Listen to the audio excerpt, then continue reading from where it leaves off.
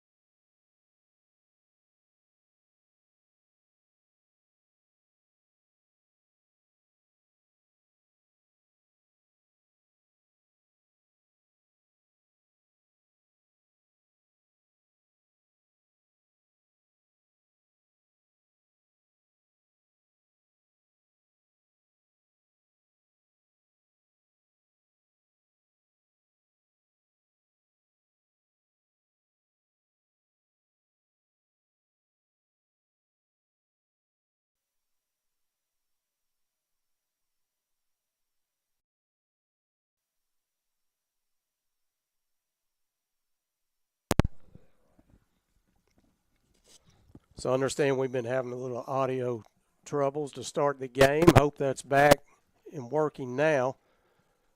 He missed a little bit of excitement in the first inning. If you're just joining us, as that's lined into center field for a hit. Mobile scratched across a run in the first. It was a double by Smith to get things going. And then, as we've seen all year, a 2-run homer, number 18 for Eduardo Martinez, to put Faulkner on top 2-1, and there's where we stand here in the top half of the second. So Brenton Cornelius with a single to center to start the top of the second. 2 innings in a row that Mobile started off with a base hit.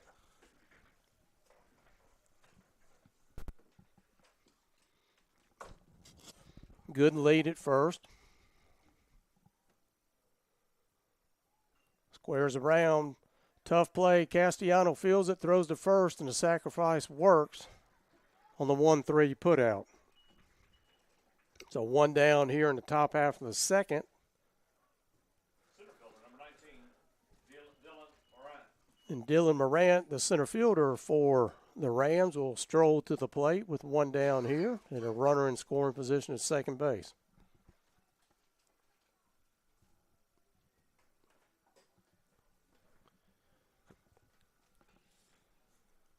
And Mobile able to manufacture that run in the first inning.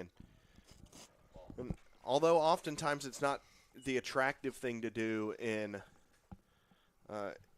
baseball, especially nowadays in the analytics era, as it were, if you get 1 run across every inning, that's 9. That's pretty good. You're going to win most of your ball games by scoring 9 runs in it. So it's understanding that you missed the entire first inning that we discussed a lot of things, so we might rehash that for you. Deep theological conversations mainly. So we were talking about the conference tournament that these teams will be in next week, and right now William Carey needs 1 win in their 2 games today against Loyola, and they'll be the conference 1 seed. Loyola needing to take both of those today, and they would be the conference 1 seed. If they do and Faulkner wins, Faulkner will enter the tournament as the 2 seed in the conference. And I'm assuming if William Carey is swept, they would drop to a 3 seed if we win because of the tiebreaker. It would turn into a 3-way tie in the way that those tiebreakers would work out. Loyola would have 5 wins in between the Loyola 3 teams, the William Carey and Faulkner series for them. Faulkner would only have 3. William Carey would have 1 in that scenario. Yeah. So Loyola wins that tiebreaker. They get the number 1 seed, breaks them apart. Then it comes a tiebreaker between Faulkner and Carey, and Faulkner would win that by going 2-1. And that one swung on and missed by Moran. Tough task to take all 3 on the road at William Carey, though. Faulkner has been successful the last 2 years. They've taken 2 out of 3 and had William Carey's number. I've gone 4-2 against them the last 2 years in the regular season. But, baseball, as we saw last night, what you do in one game means absolutely nothing once you start the next one. And then especially going on the road in this league. Anywhere on the road is tough. I wonder what a 3-game series with Faulkner and William Carey would look like at a neutral site. And I also wonder where we would end up with it in Hattiesburg, because I feel like that series was one of those where Faulkner could have won all 3, Carey could have won all 3, Carey could have won the series 2-1. It was incredible baseball from start to finish. It absolutely was. And honestly, I didn't watch too much of the series against Loyola. It was Easter weekend and had a rare weekend off and spent time with my family and instead. I'm going to get out on this limb again, and why is Loyola charging $11.99 to watch their regular season game or a $100 pass? I thought,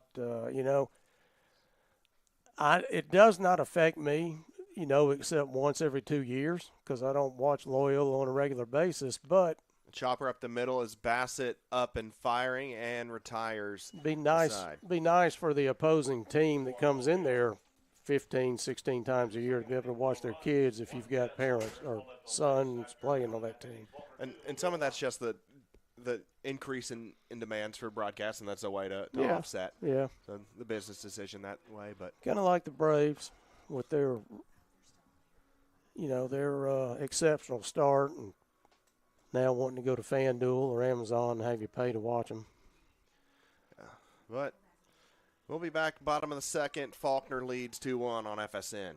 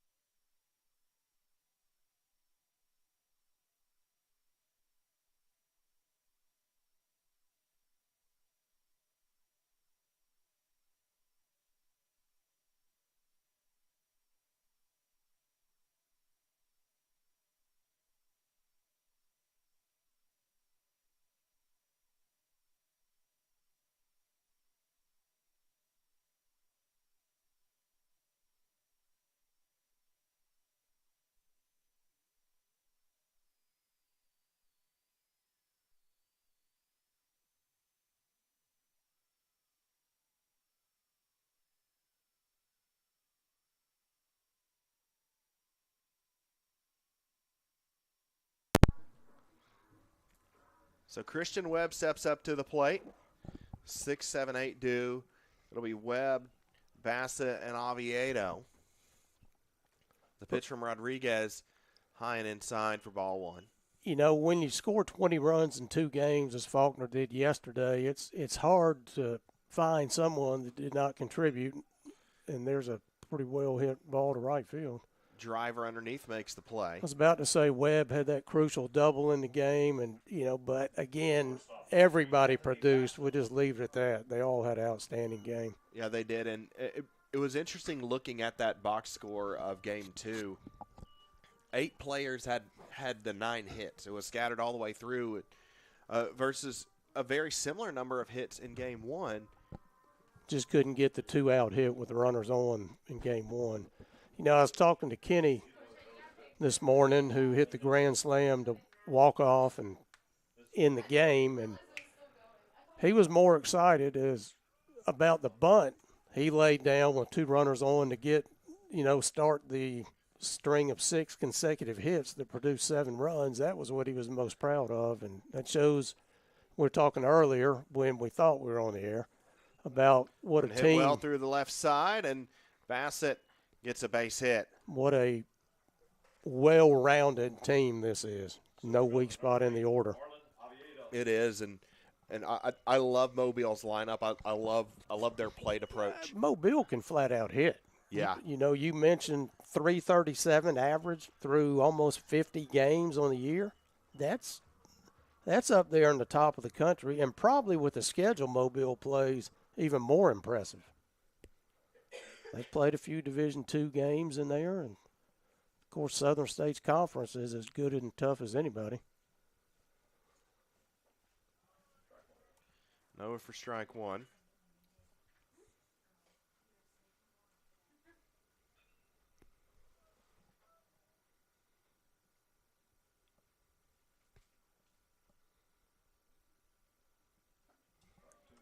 Swung on and missed. 0-2 now to Oviedo, the center fielder. 2 hits last night. Yeah, triple, and Oviedo is another one like Polanco that surprises you with how much power he has. 3 pitches. Rodriguez gets him out. I'm going to bring up Jack Brinkley now. Yeah, and Jack has really been swinging the bat well since inserted back into the starting order. He started earlier in the year, played in well over 100 games here at Faulkner. He's already had some home runs, some doubles, some really big hits in situations for Faulkner. The delivery. And hit one last night that just missed getting out to left center field.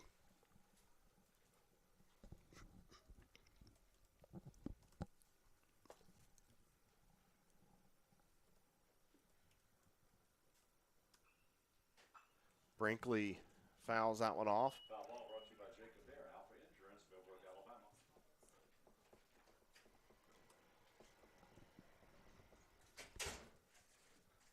Mobile, another one of the conference teams that travels really well.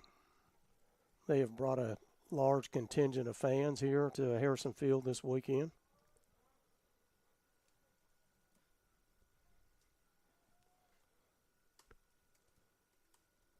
I've seen a couple really big crowds for the away teams between Mobile and William Carey, and that one hits straight away and into the glove of Moran. Yeah, Out number 3. William Carey, you're correct. They travel really well. We're really glad to see their fans. Had some conversations with a lot of them, and really genuinely nice people. They are. We'll be heading to the 3rd inning. It's 2-1 on the Faulkner Sports Network.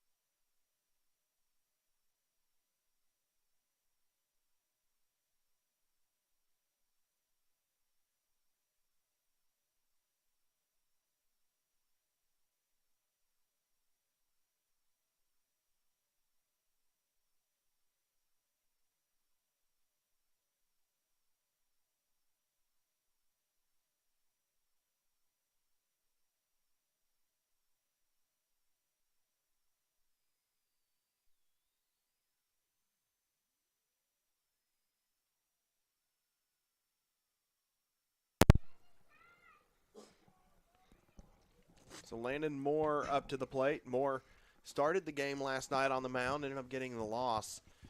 Started pretty well, but things fell apart for him around a couple errors in that 3rd inning.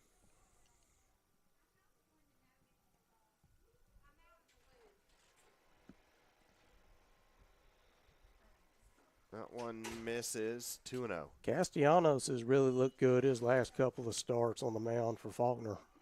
He has. He's really grown into into a really consistent, really solid pitcher for Faulkner. And he's starting to go. Season. He's starting to go deep in games, 6, 7 innings,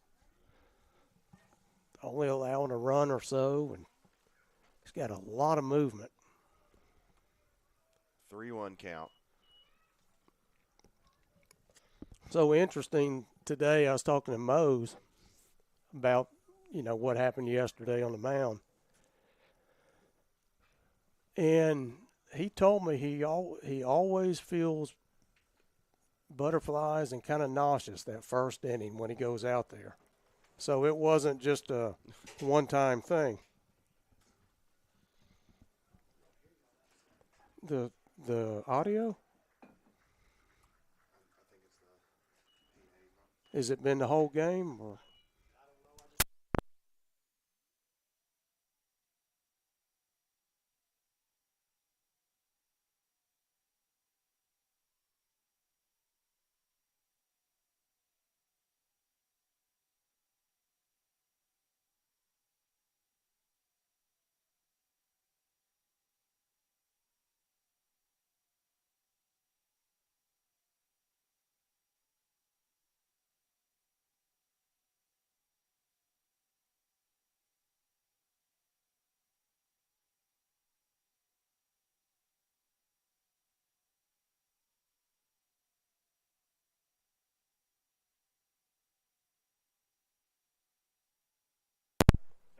Apologize, still having a little audio trouble.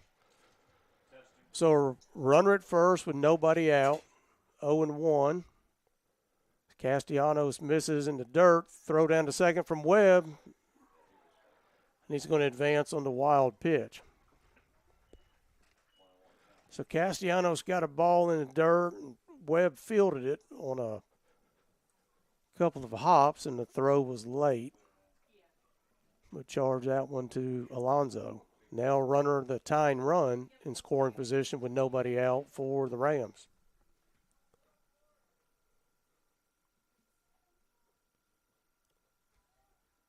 William McCary, or excuse me, I apologize. Mobile already has sacrificed twice, once in each of the first 2 innings, and you saw the attempt for a third right there as the batter pulled the bunt back.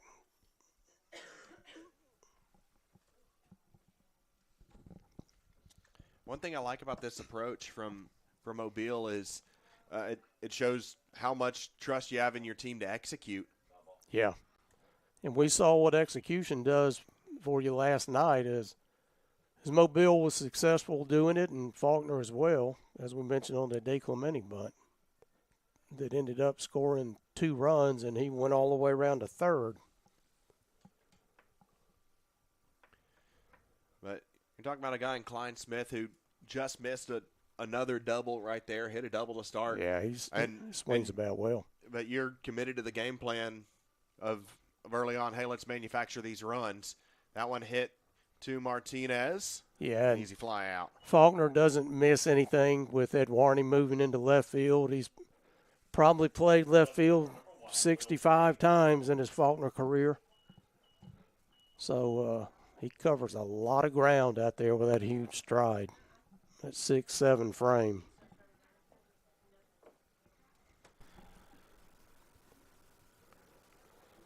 Castellanos 33 pitches in. Kick and fire. That one hit high in the air. Popped up. DeClemente charging in. Calls off Polanco and makes the grab. We'll bring up Simpkins. Third baseman, number 30, Trey Simpkins. Simpkins played first in game 2 yesterday. Now moves over to third. A lot of different looks, a lot of different lineup changes for Kyle Friday today. What do you think about this all-black pinstripe? I like the look of them. It is a bold decision when it's 88 degrees outside. I think the clouds coming over now is going to help a little bit with that respect. But yeah, it was really hot during BP.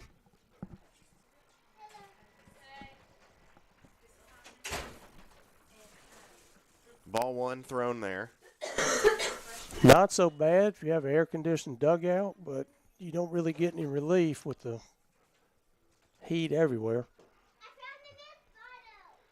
An air-conditioned dugout ain't in AIA. That one hit well into the gap. Simpkins rounding. Tie ball game. He'll be up with a double. Kind of what you expected today. A lot of runs being scored. Ball travels well here at Faulkner in mid-afternoon when it's this hot. That one just hit straight in the gap. Perfect hit by Simpkins and ties the ball game.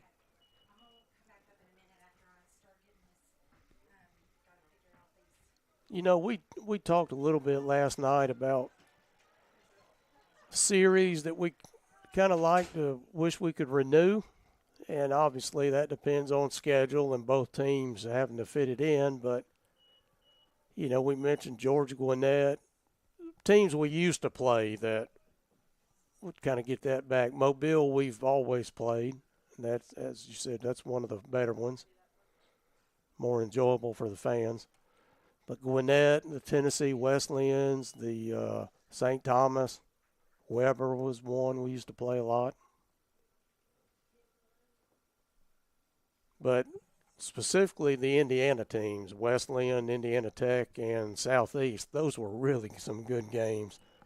You know, you go back to that regional where Gage West hit the home run to send Faulkner to the World Series. That was what, in the bottom of the 13th? Yeah, bottom of the 13th inning. That was my first unofficial official gig as an employee here. Yeah, that was a really great regional.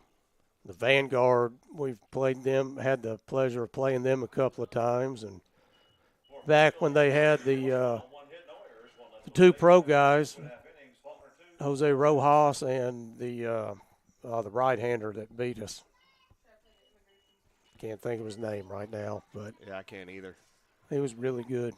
I remember Joe Johnson, their first baseman, and that second time was just filthy. Had the right fielder, kind of the surfer look. Yeah. Had part of his hair dyed green. He could really play. Well, Mobile ties it up on a double from Simpkins. And it's 2-2 after 2.5 on the Faulkner Sports Network.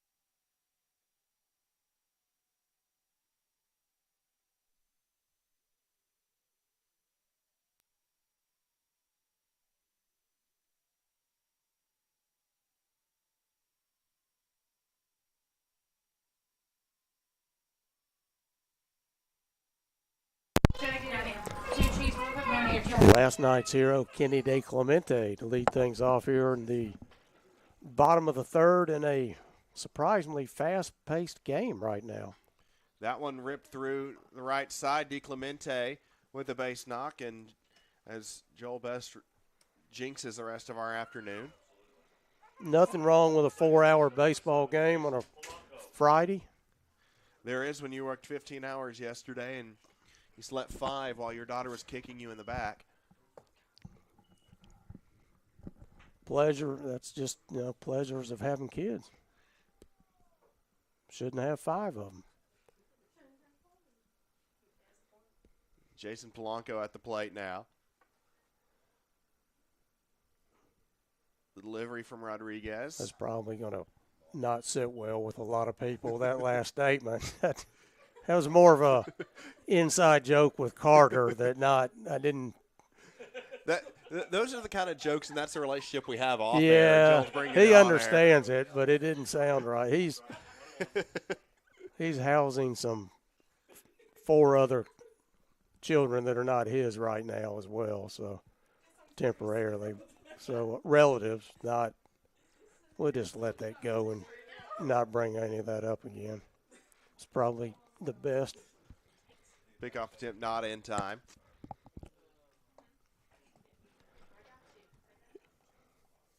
Polanco with a couple of home runs and a triple and a single last night.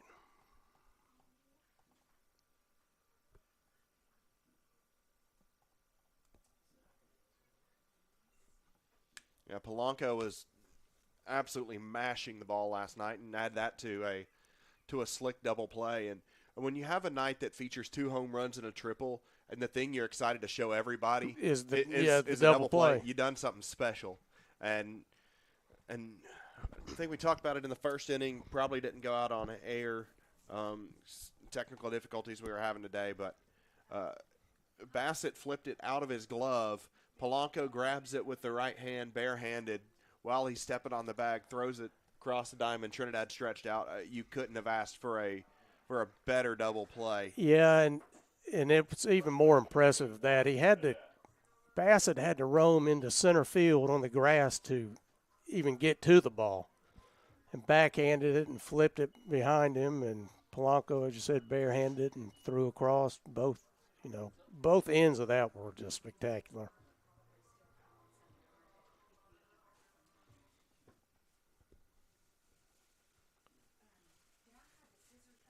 So Trinidad at the plate now. That one swung on and missed. Throw down, De Clemente is out. May have got his hand in there, but doesn't matter. It's ruled out. Trinidad, good throw.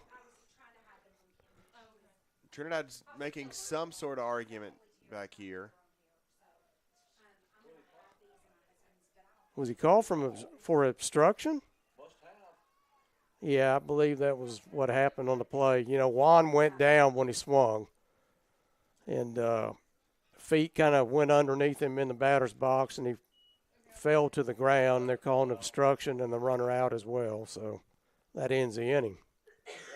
So we head to the bottom of the third as I try to figure out how in the world to key that in on Presto, the Faulkner Sports Network. Faulkner 2, Mobile.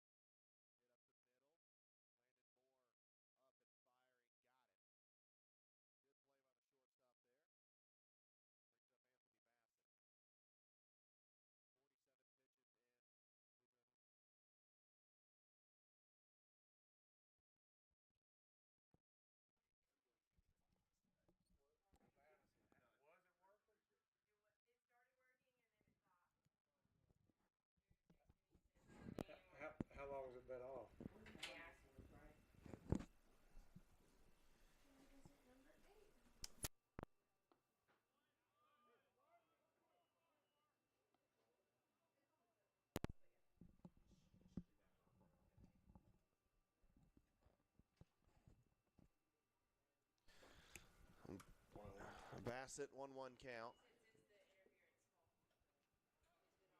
So we're back on the air again after a few innings with audio problems.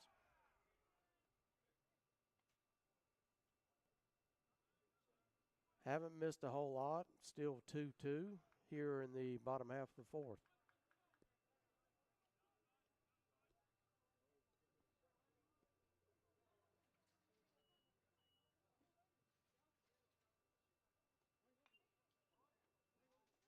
Fouled straight back, 1-2 on Bassett.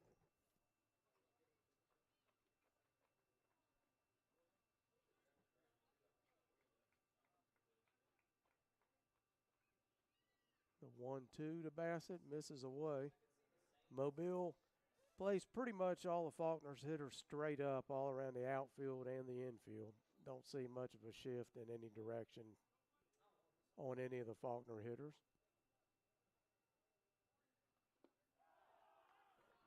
As Bassett swings through for out number 3.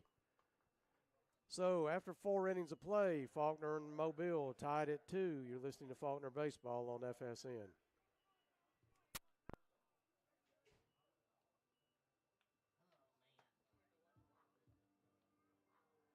Still no score of William Carey. Still no score from William Carey. Well, I can't catch.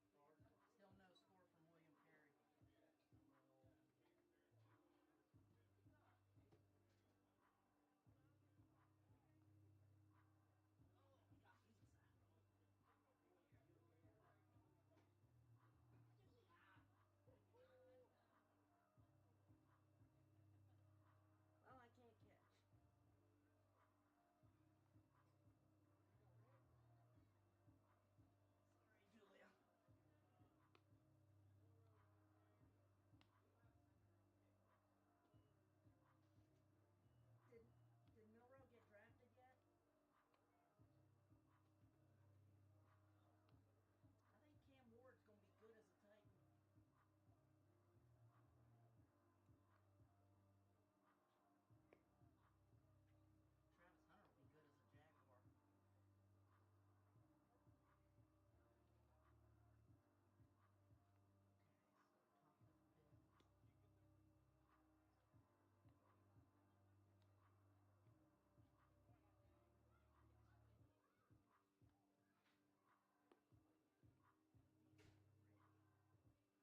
Jaguar. Okay, so top of the 5th.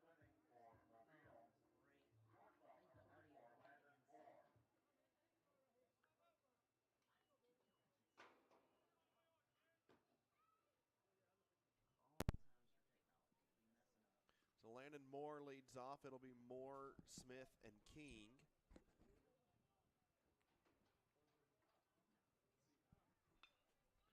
The hit into right center field.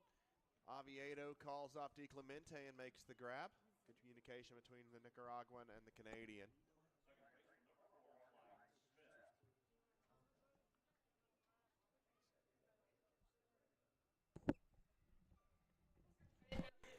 It's still working.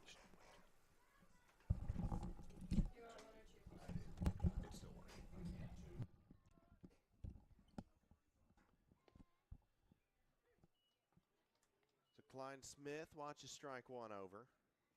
Yeah, Klein led off the game with a double, came around to score in the first. So did you find out if Klein and Clint are brothers? I have not yet. I'd imagine they are. Yeah, I would think so.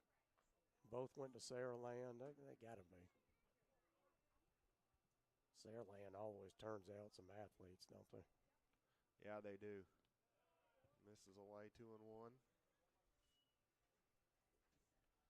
Faulkner's Mandy Hart, a softball player from Saraland High School. Faulkner down at Mobile, and Mandy in the starting lineup for game 2.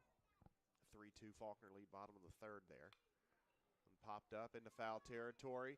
Trinidad and Webb giving chase to it. Webb up against the dugout, couldn't make the play. Yeah, they just kind of ran out of room. You've got to worry about running into that fence. And tough play for both of them to even get there. And running out of room in the expansive foul territory here at Harrison Field is something, and that's something that we're hoping next year we'll be able to show you a little bit better, as our we should have a new camera system installed by then. It'll be a 4-camera broadcast, and you'll be able to actually see everything a lot better than our one stationary camera right now.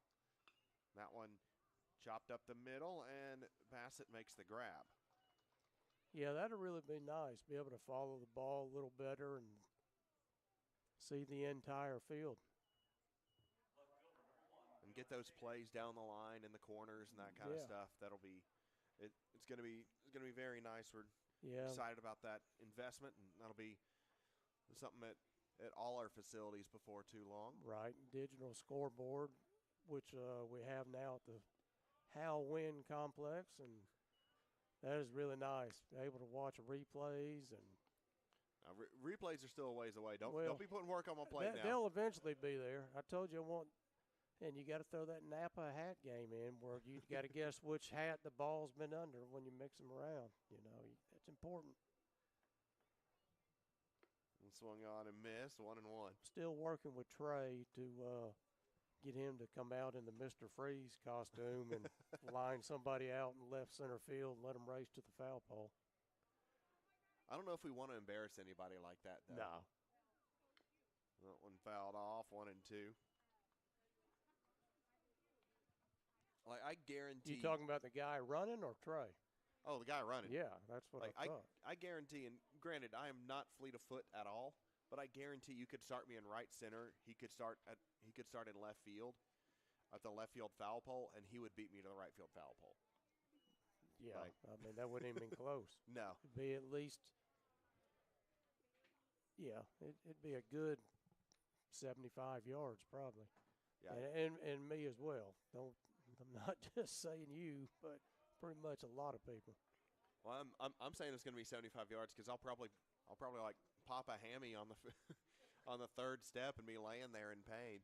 And I don't know if that would fall under workers' comp or not. That one popped up high in the air. King underneath it, or by King. Polanco underneath it, and Polanco squeezes it. So another quick inning for Alonzo Castellanos. He's through 5. It's 2-2. Going to the bottom of the 5th on Faulkner Sports Network.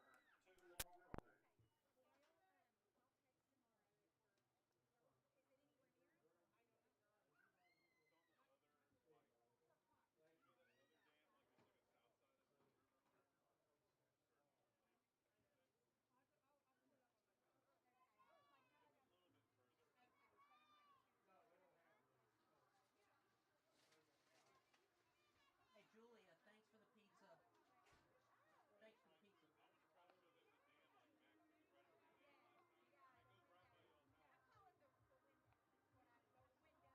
Hopefully this thing makes it through the whole game now without any more interruptions.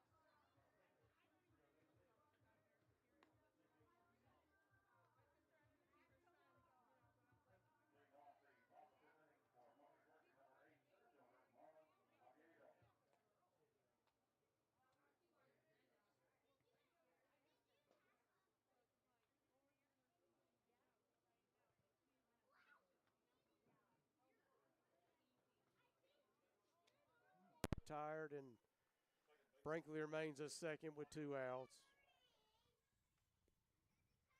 And here's Jason Polanco. Jorge Polanco plays with the Minnesota Twins, but Jason Polanco coming off that huge 2 home run, triple, single last night. Trying to do a little damage here and see if he can't give Faulkner a slim 1-run lead. Lifted into shallow left field. It's going to be out number 3 as the left fielder puts it away on a can of corn. And through 5 innings of play, Mobile, Faulkner still tied at 2. You're listening to Faulkner Baseball on FSN.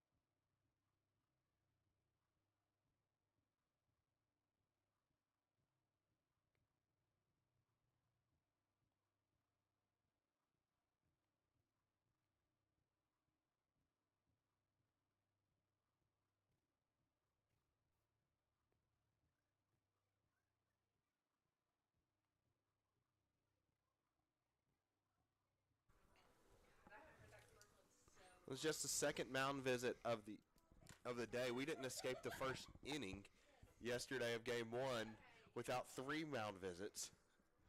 2 of them were because Mose Hayes was vomiting profusely everywhere. Yeah. That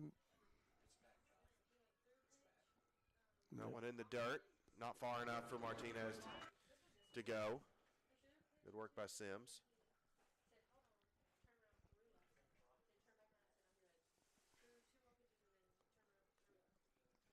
Tell you one thing, Grant Blaylock is he's now become a master with that light. Only took him one time, he's figured it out. And oh, it's running? Okay. He said it's running. during BP today, the sprinklers came on. And everybody in the field started hollering at Grant. And he was, I didn't do it. So, really a good kid. We mentioned last night just what a classy, high character kid Grant is. 1-2 on Adrian.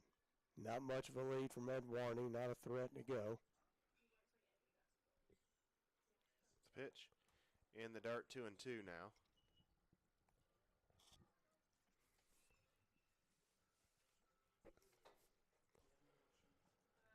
And I hope all the fans in the stands that are listening to the broadcast stick around afterwards. We got Senior Day, as Carter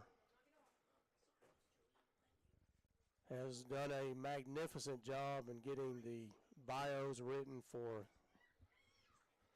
all the seniors on this 2025 club. Well, Patrick handled most of them. He turned it over to me to look over and add a couple more and make a couple tweaks here and there. Your professional editing skills. Seth Page helped me out with it. He's been doing a terrific job this year. First full trip around the academic calendar for him with us, and he's doing a fantastic job. And I know that's something that takes a long time to do. You can't sit and write those overnight. A lot of thought goes into those for all the way back to when they first got to Faulkner. So thank you all for putting in the work for that. I know the family of these seniors appreciate it. So back-to-back walks now. Yeah, now you may see a more urgency of the bullpen getting loose.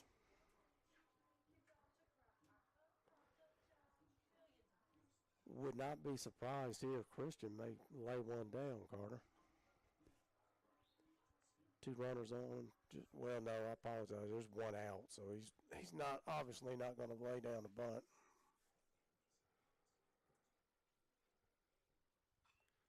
Popped up straight in the air. Infield 4 calls fly. off. Infield fly called. Every time you see that infield fly, I know the Braves goes through your head from the playoff series, doesn't it? It does.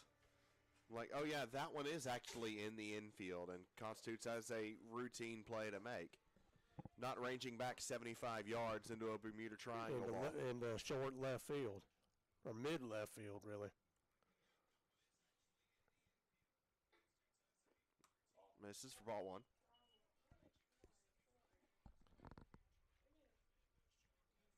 By the way, if you have not seen the, I guess it's on FanDuel now, with Maddox, Glavine, and Smoltz, the interview they do. Bassett shows bunt. Can't get it. It's really, really good. 2 balls after Rodriguez misses a zone there. Both runners on reach via walk. Faulkner trying to do something with it.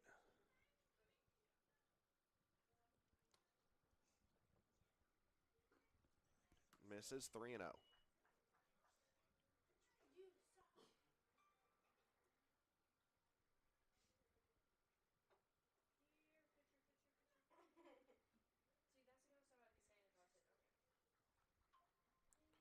Again, we apologize for all the technical difficulties. It's just been a slew of issues that have popped up out of nowhere. Everything working fine, nothing changes, then all of a sudden it just falls apart.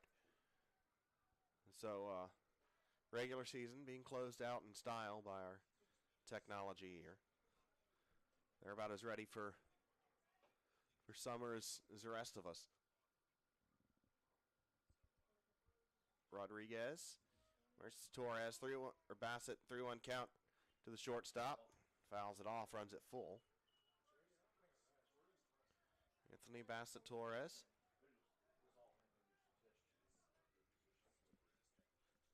One for 2. Faulkner softball leading Mobile 5-2 in the top of the 5th. Does that have any implications in the final standings in the regular season for Faulkner? Honestly, I've not been able to look too terribly much. I've been with just everything going on, and my daughter getting in trouble in the midst of it. I just hadn't been able to look too well at do the preparation I'd like to do. But yeah, it's pretty pivotal games. Faulkner and Mobile only about 1 game apart in the conference standings. That one missed, and all 3 runners aboard via walk. Can Marlon Oviedo cash it in with 2 outs? All you got to do, find a way on. Center fielder, number 8, Marlon Oviedo.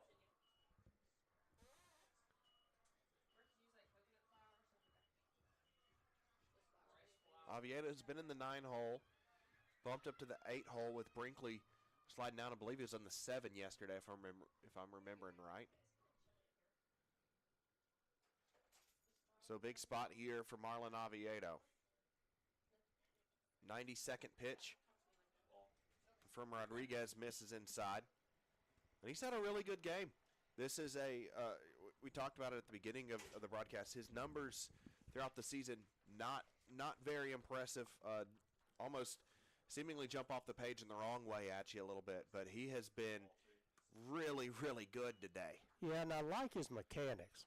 He's got a good delivery and good strong lower half, comes through with his arm, and as you said, he throws the ball a lot better than his numbers may tell you. In there for strike 1, and I'm sure it doesn't hurt having J.C. Romero as your pitching coach. Yeah. That probably helps a little bit. A career 4.16 ERA in the bigs.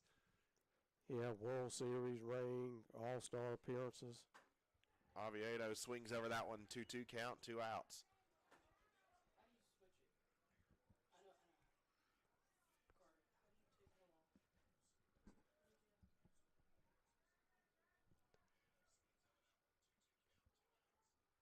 off? So 2-2, 2 outs. Rodriguez kicks and fires. That misses. Now it's 3-2. Yeah, and J.C. played at Mobile back in his early years.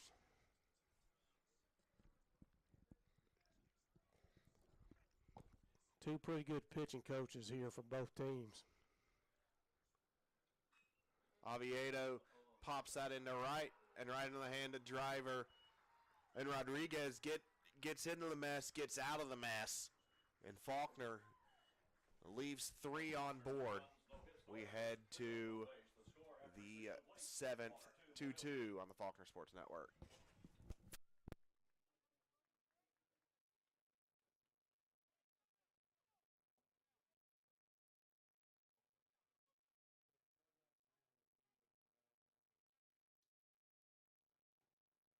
Carter. That William Carey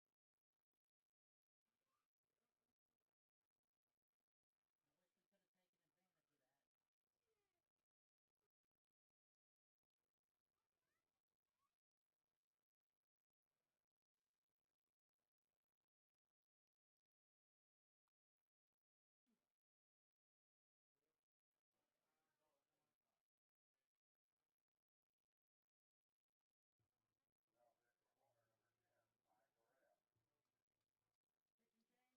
hadn't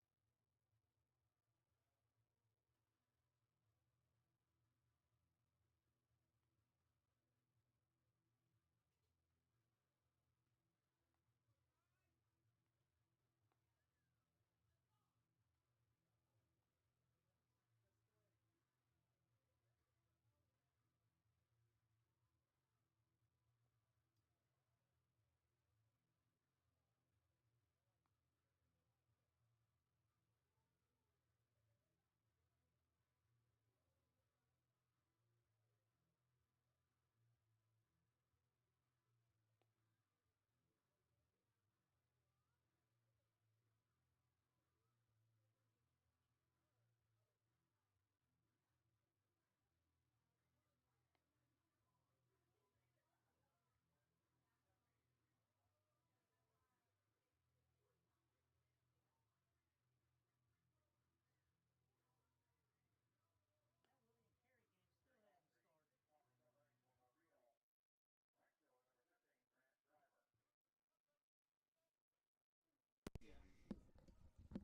So Ty Correa takes the hill for Faulkner.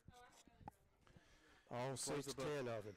And close the book on Alonso Castellanos. A terrific performance, one of his best outings of the season. 2 earned runs, 3 hits, 3 strikeouts, 2 walks. He limited the opportunities for Mobile. Mobile's done the exact same to Faulkner. Faulkner had a great chance in the bottom of the 6th on a fly out to right field with bases loaded and 2 outs. Ended that completely wanting for Faulkner, and we've got a 3-out or a 3-inning ball game now. Yeah, and Oviedo hit that ball on the nose. It just hit it right at the right fielder. Ty needs to harness his control today and get the ball across the plate. Misses 3-0. Correa, a guy we've seen be really, really good. We've also seen have a fair amount of struggles, and he's had a very up and down career at Faulkner. But through all of it, he has been consistently just an incredible human being to be around. Always positive, always cutting up, and he just enjoys being at the ballpark every day with the guys. That one missed just outside. Center fielder number 19, Dylan Moran.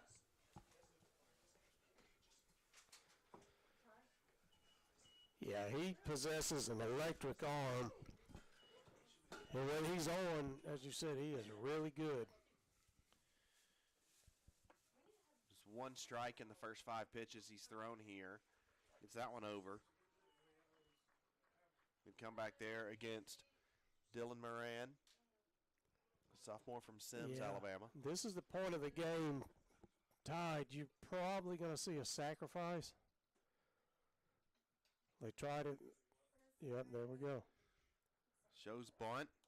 Couldn't get it down, so now 2 outs. I wonder if the bunt stays on or not. I don't know. You know, they did it 3 times in the first 3 innings, and just a lot of it feels how you feel if he can get the bunt down with 2 strikes, or just strictly a gut feeling here with Kyle Friday. 0-2. And we got a pitch clock Violation. So ball 1. Yeah, and that's something that Ty's got to be cognizant of. You can't stand out there forever. That 20-second pitch clock in advance or in play now, and we've seen some guys over the years that they would have really had trouble with that. That one hit left side. Bassett fielding. Good block. Base hit in the infield by Moran. It would have been an unbelievable play if Bassett had made it. Yeah. And he very nearly did. Adrian was about 1 step from turning a double play there if he just couldn't quite get to the ball. And I think you definitely see the sacrifice again here. 2 runners on, no outs. Yeah, in a tie ball game. Yeah, 7th tied. You've got to. I'll be stunned if Steele Sims does anything other than square to bunt, and he does. Bunt is fouled. And here's where the movement of Ty's fastball comes into play. It's not as easy to bunt as, just a straight hard fastball. He's got a lot of movement on it. And then also you're dealing with the release angle coming from a 6'9" pitcher versus even a 6'1" or a 6'2". That can make a big difference. Yeah, ball gets on you quicker, and you see he's missed 2 times, and the previous hitter missed on his bunt attempt as well, twice. So a lot of movement, and here Ty needs a strikeout. I wouldn't be surprised if it's still on here, though.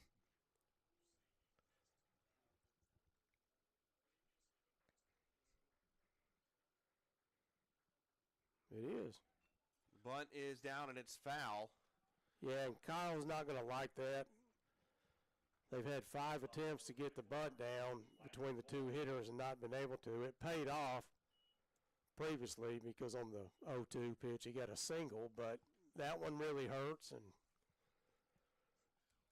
don't think you would see it here with 1 out.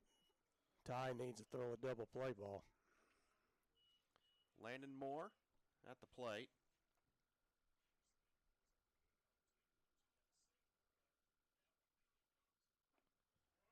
Over for strike 1.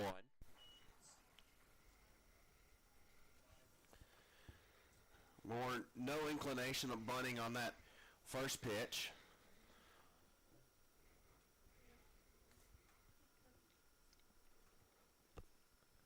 Drew a walk earlier today. Froze him on that breaking ball.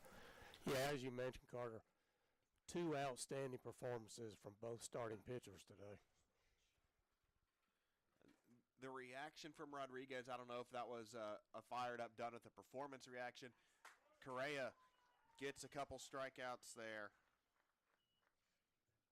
Second baseman number 4, Klein Smith. Yeah, hard to tell. I know Mobile's got somebody tossing in the pen, but, it may be Rodriguez's game to go. Not sure right offhand what his pitch count is, but he's a big, strong kid. He can throw a lot of pitches.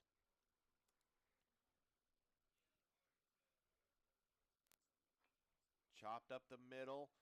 High, Correa fields, throws, got him. Good job. It'd be really easy to rush that throw with how high up that one went.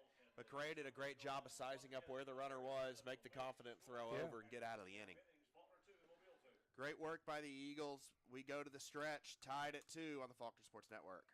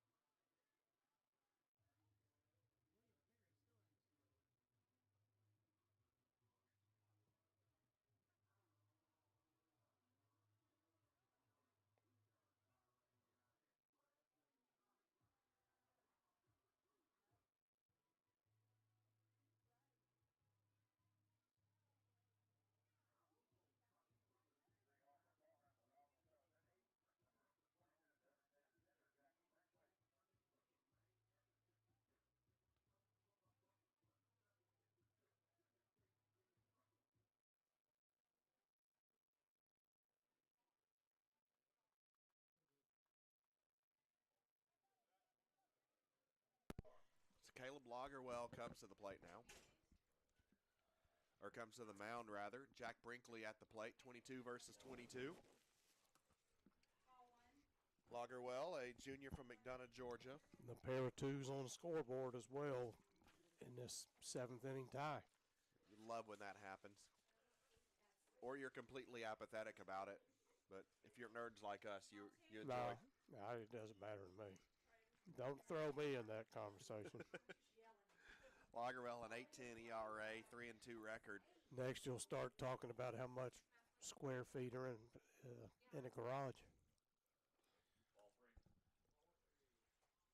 You'll be stepping out the footage Already at 11 have. o'clock at night. Already have. Your wife comes out, Joel, what are you doing? See them what rain? How much range I've got in here? 3-0 count. Gets it over for strike one. So it seems like it'll either be a very, very, very long night in Hattiesburg, or that series is going to get shifted around a little bit.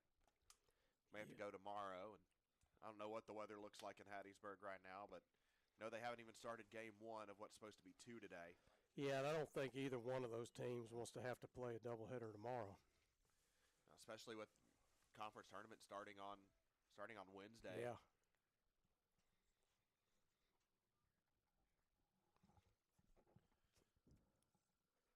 And it's 2 really important games. Not like you can just kind of call them washes and move on. It's conference champion, regular season champion depends on it. Fouled off. Not only that, but Loyola probably doesn't want to have to spend an extra night in Hattiesburg. Yeah, it's extra money in hotels and all that. In year budgets maybe a little close. Big pitch here for Jack. Lagerwell kicks and fires. That misses away. Yeah, and we've talked this weekend so much about how patient Brinkley is at the plate. He did not swing his bat once in that at bat. No. Faced 6 pitches, watched them all, gets his way down to first. Took the 3-0 strike, took a borderline 3-1 strike, and then, as you said. So he'll give way now for John Michael Riley. And you got an interesting situation. You've got DeClemente, who obviously knows how to lay one down. Good speed of John Michael. And Mobile's had a little trouble throwing out base runners this series. So Clemente takes ball 1. And where Faulkner's had the consistency in the infield over the season, Mobile hadn't had consistency in the infield at this series. No. First has been different every game. Yeah. Third has been different today than it was. Catcher's been different in every game. Yeah, they've moved some players around in different positions this weekend. But that's been the MO of Mobile. You look down their stats, and they've got a lot of dudes who have at bats, a lot of dudes that have starts, a lot of guys that have lots of appearances. Kyle Friday unafraid to unload the clip of everything he's got in the dugout. Yeah, and it doesn't matter who they bring to the plate. Each one of them can hit. 3-0. Gets it over. Makes it 3-1. Little conversation going on with first base coach Trey Holmes and Coach McCarthy. 3-0, 3-1, as you said. That misses away. Yeah. And wow. Kenny hits the zone. Yeah, Kenny may somewhere. have took off a little bit too early on that one.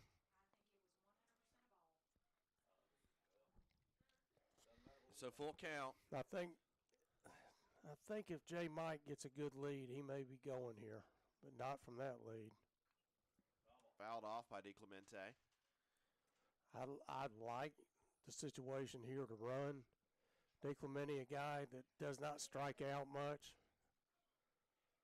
Get the runner going and move the infielders around. But he's not going. Fouled off. 2 really good cuts. He's seeing the ball well this weekend. I went 1 for 4 last night in Game 2. 4 RBIs on that grand slam that walked it off. But the other at bats, he was looking at the ball well, taking good swings at it. Draws a walk there, and now 2 on, 1 in position for Jason Polanco, and Polanco's got the speed to leg out an infield hit, but it's also hard to take the bat out of Polanco's hand at this point. But also, your time's running shy in this game. Yeah, bottom of the 7th, and he's probably the hottest hitter on the team right now. And I don't know that you see Lagerwell face Polanco. Kyle Friday coming out to talk to him. It may be just, hey, what are we going to do on a bunt? Make sure everybody knows where they're going, or that and a little bit to settle down his right-hander.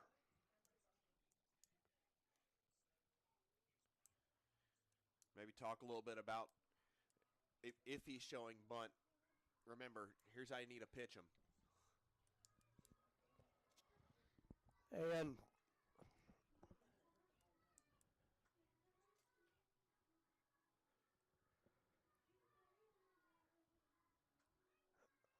you know, my gut thinks he's probably going to lay one down, but boy, I'm tempted to let him swing away as hot as he is right now and how well he's seeing the ball. But you lay down one, then you got runners at second, third, and with your big guys coming up. Trinidad will get him home if he gets to third with less than 2 outs. You know that.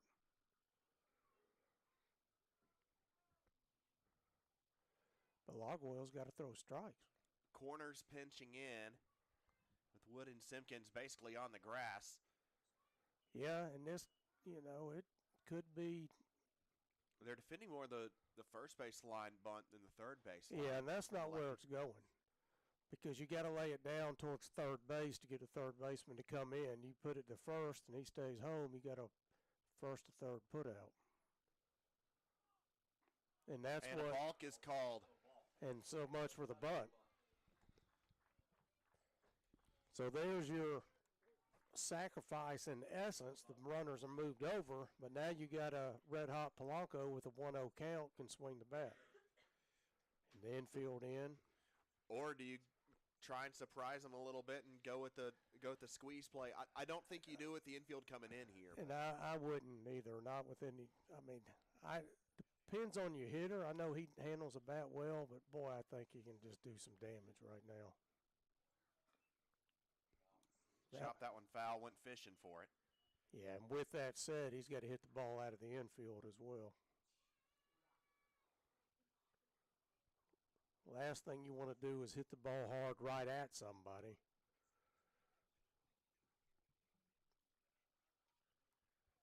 If they get out of this with, you know, Polanco strikes out, I think they put Juan on. But do you really load the bases for Eduardo Martinez? That's the two-edged sword right there. Yeah, I mean, it's. Who would you rather face? And to me, I'd rather crawl into a corner and cry. That one misses. It may be loaded for Juan if Lagerwell can't throw in 2 more strikes. Huge sequence in this one. Yeah, and this is frustrating for Mobile. You've put 2 runners on via the walk, and then you had the balk call. Good pitch to hit, and he just missed it. Essentially, you've gifted second and third, nobody out to a dangerous team in the heart of their lineup on their home field. That's it's usually not a good recipe, but Mobile avoided the danger last inning. Yeah, see if they can. Here's where Jason's got to be really patient.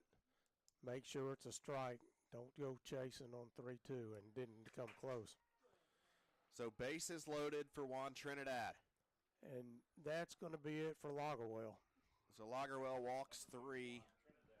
The bulk of it essentially comes back to mean nothing in the end, but. And that may have factored in the at-bat to Polanco because with runners at second, third, Lagerwell's trying to get the strikeout. He doesn't want Polanco to put the ball in play and give him a run, but he was struggling from the onset there. Now 3 walks in the inning. And, yeah, you got a little trouble now. Trinidad and the Martinez boys, you got to like Faulkner's chances of getting a run or two, or like to get one and then some insurance runs. Going to have to be greedy today with a 2-2 game in the 7th. So we'll see who this new pitcher is. He's not shown his back to us yet. Looks like a 2 in the front number, or nope, in the back. 12. So that's going to be number 12. 12. That's Landon Montgomery, the senior from Mobile, playing in Montgomery. So we'll see Landon Montgomery inherit an absolute mess right now, and 3, 4, 5 in the lineup, bases loaded, nobody out, tie ball game, bottom of the 7th on FSN. We got to take advantage right here. Here's, hey Carter, here's the other thing. You got to stay out of the double play. Double play.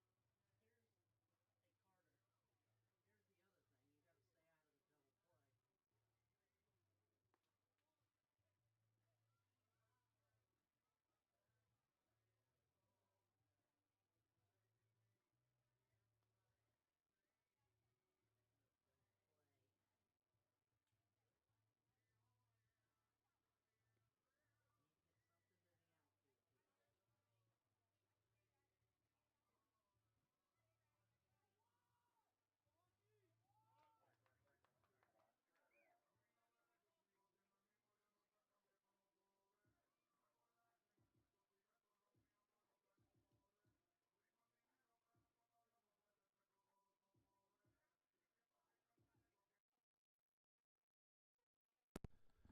So bases loaded, Juan Trinidad at the plate facing Landon Montgomery. Not the outing that Lagerwell wanted. A junior from McDonough, Georgia, walked 3 and loads the bases for 3, 4, 5. First pitch from Landon Montgomery misses. Not a very enviable task for the young right-hander Landon Montgomery. Misses 2 off the cut. 7 2/3 innings of work. He is in his 13th ball game of the season. The pitch. Misses ball 3. And I doubt Trinidad has a green light here. If anybody does, it would be Trinidad on this team. But I would imagine in this situation, Yeah, I don't see it you shoulder playing. the bat. And he does. Yeah, because that was a really good pitch to hit. He may not see that again. But that's the right move. You gotta make him throw a 3-0 strike with the bases loaded. So Montgomery kicks, fires, foul back. Foul ball brought to you by Jacob Air of Alpha Insurance, Millbrook, Alabama. And Juan's in that same situation as Polanco with the 3-2. He's got to be patient enough to make it a good pitch and not chase outside the strike zone. That one misses away, and it's a bases loaded walk. An RBI for Trinidad. And now bases loaded for Edwarny Martinez. As Faulkner takes the lead, John Michael Riley touches the plate.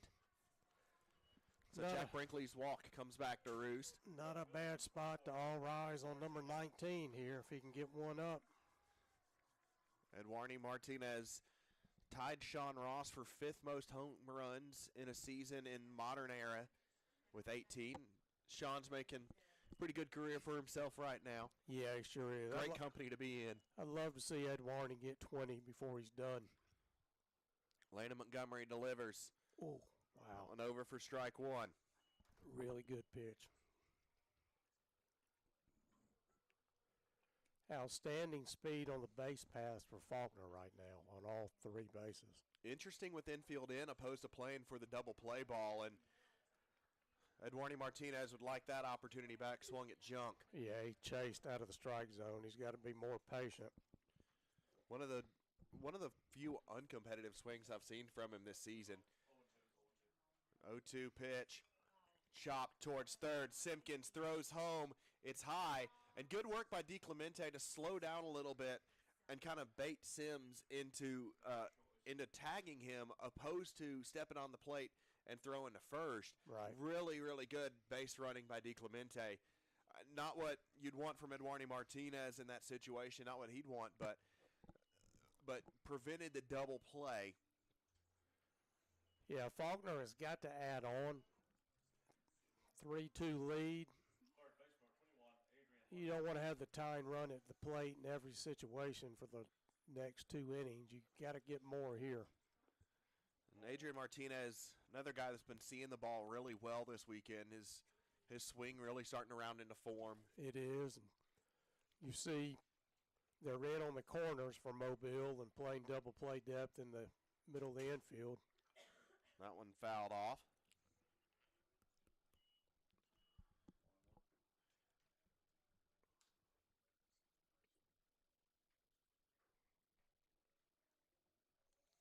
One count, one out. Adrian seeking his first hit of the day. That one runs inside for ball 2.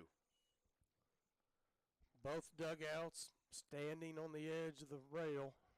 No one sitting down for this one.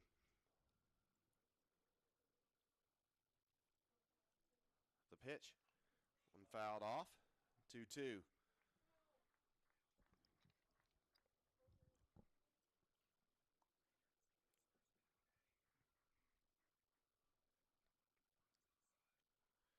Two count, one out, bases loaded. Adrian Martinez at the plate. Landon Montgomery trying to get out of the mess with only one out, or with only one run across the board.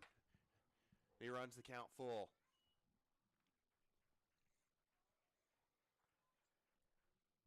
Should see a good pitch to hit. Trinidad telling Adrian Martinez, He's going to get a you got it, fastball. settle in. And he chased Swings one. through at it. Dodge down, and he gets him at first. Yeah. But the run scores. RBI ground out, but I checked that one out. I think he got the. I think Adrian beat him to the bag, but That was about as close as you can get to it, though. And yeah, I mean it was a bang bang play either way. I'm not disagreeing with the call. It's just like Dario Colon coming in to run for Ed Marney, but and Dariel, as good as Eduardo's been defensively, Dariel has usually been a defensive sub as well. So we may see him out in left field. In addition, just the speed addition onto the base paths in this scenario. So yeah, Montgomery's done his the move. job. Yeah, Montgomery's done an excellent job. Still got some work cut out for him. And Webb shoots it straight up in the air.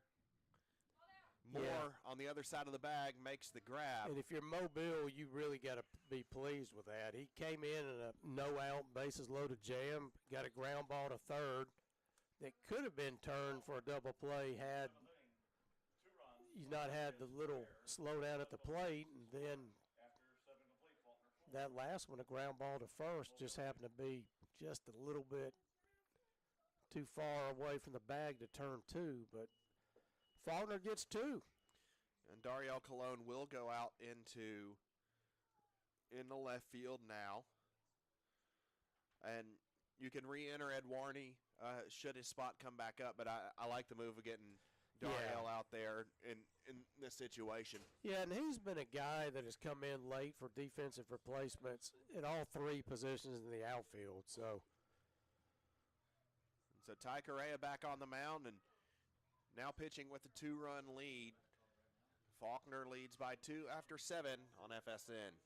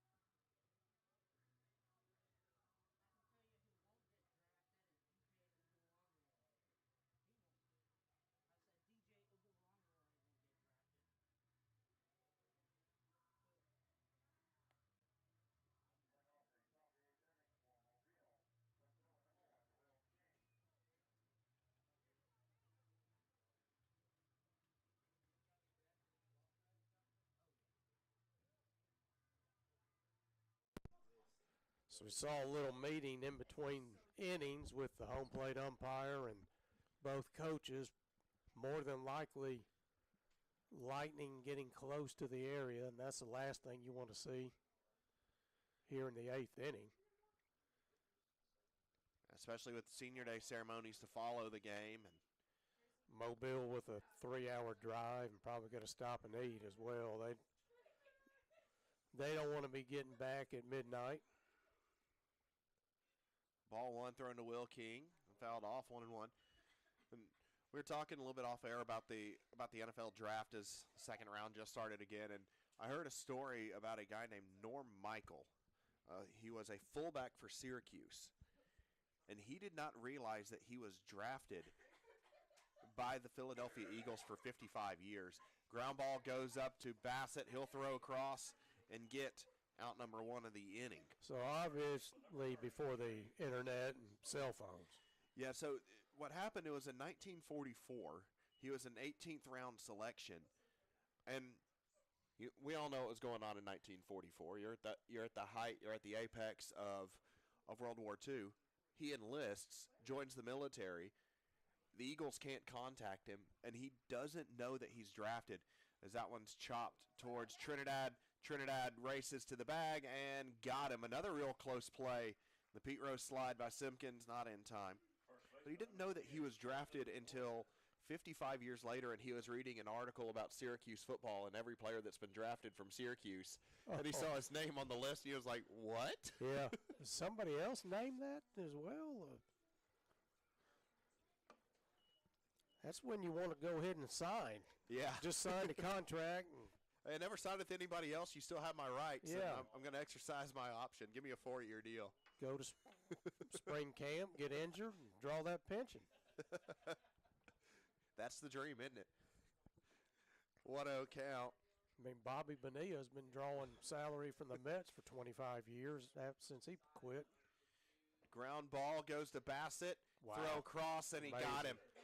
Quick inning for Ty Correa. Great work from Anthony Bassett. He gets 2 assists in that inning. Great work by Juan Trinidad to get the other. We head to the bottom of the 8th.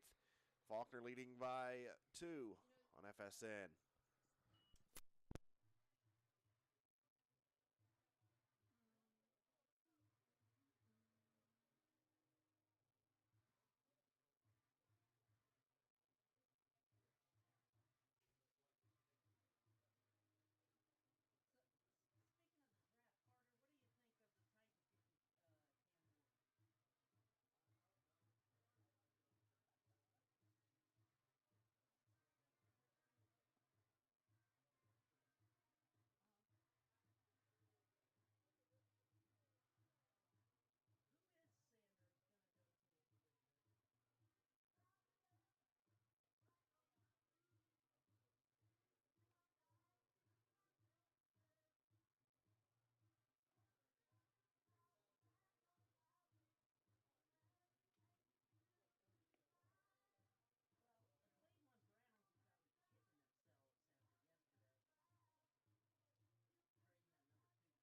3,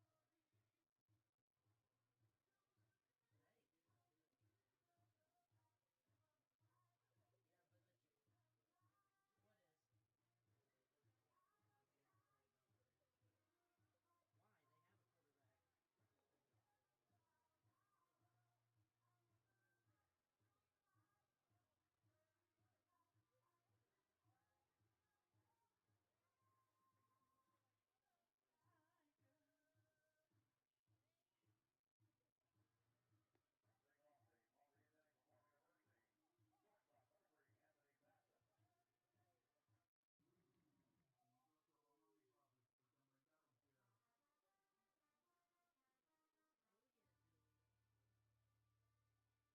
Bassett. Anthony Bassett to step in and lead things off here in the bottom half of the 8th with a 4-2 Eagle lead as rain is approaching.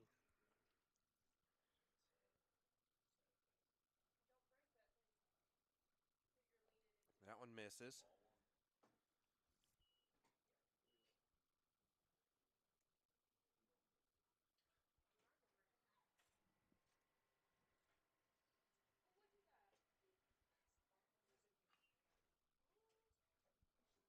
Chopper goes to first, and good cover by Montgomery. Interesting with rain coming in that the last 4 hitters we've seen since they had the conference have swung at either their first or second pitch in the bat and put it in play, which is what you want to see. Yeah, absolutely. And we had a really, really quick top of the 8th inning, so we're hoping that that pace keeps on. But Faulkner also trying to add a couple runs here. As Mobile scored multiple runs several times yesterday in an inning.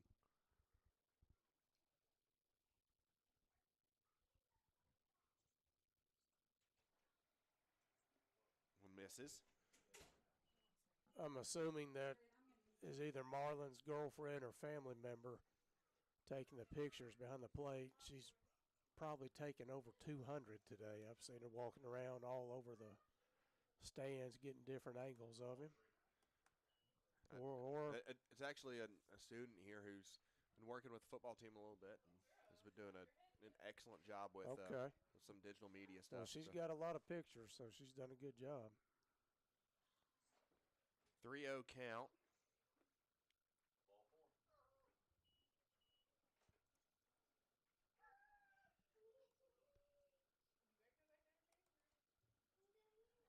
Naviedo draws the walk. Pinch hitting number 5, John Michael Riley. That's number 9. Correction, number 9, Daniel Lizarraga. Sorry, thank you. I saw it. I know that have one. So Lizarraga enters. He enters in that designated hitter spot. What's the rule on Lightning? 30 minutes in between strikes? Yeah, 30 between strikes. Yeah, that's the last thing we want to see. Within I believe 10 miles. 10. No, I and just got him. Oviedo picked off a first. And, of course, once the game starts, the umpire, home plate umpire, or the crew chief is in charge of that. That's not a decision that either team can make. Yeah, the trainer will have some input with it. That one chopped towards second. Klein Smith tosses over easy. Yeah, they'd have the radar, but quick inning. And we head to the top of the 9th. Mobile seeking 2 on the Faulkner Sports Network. Oh, is this for save situation?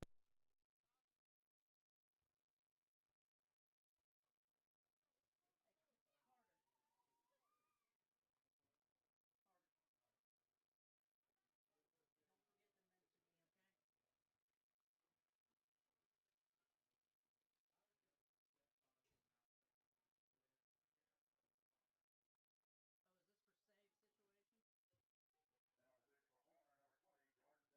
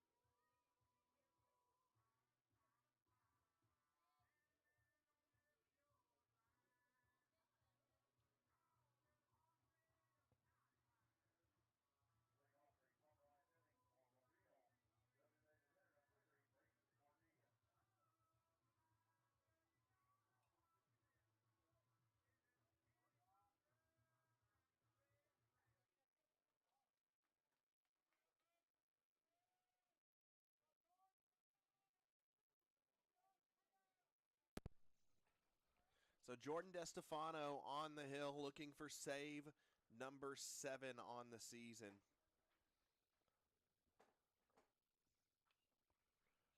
First pitch fouled up.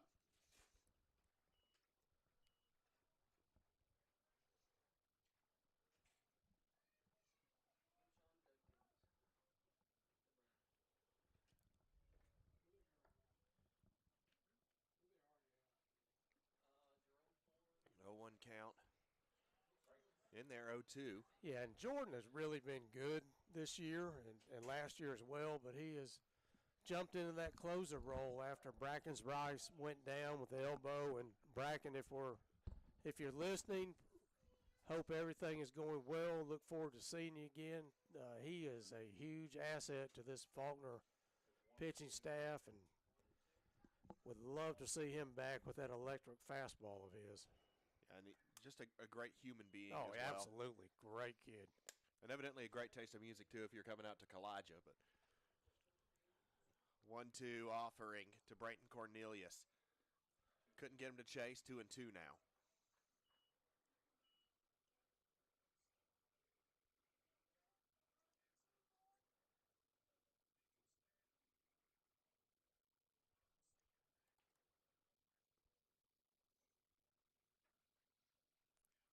That one hit well into left field. That one's back, and it's gone. Brayton Cornelius, the solo shot, and game on.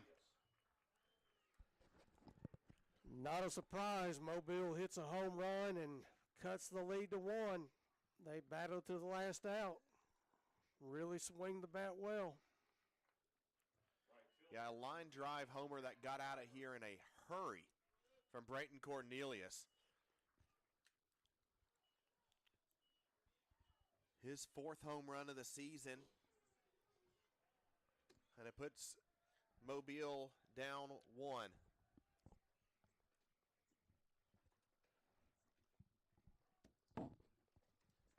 Fastball taken for strike 1 from DiStefano.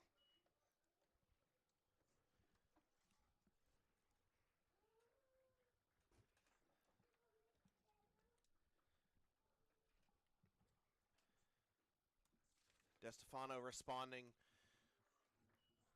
with the strike, and then misses barely there.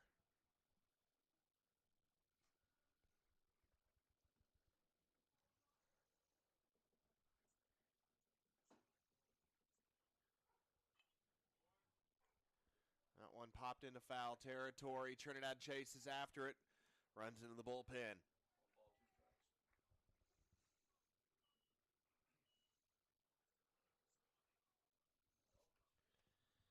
1-2 count.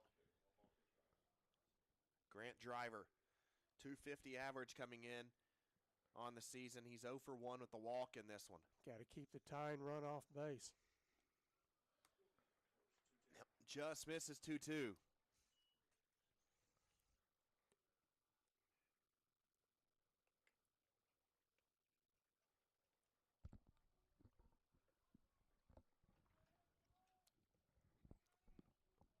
So the 2-2 offering misses upstairs, 3-2. Tying run at the plate. 1 ball from being on board.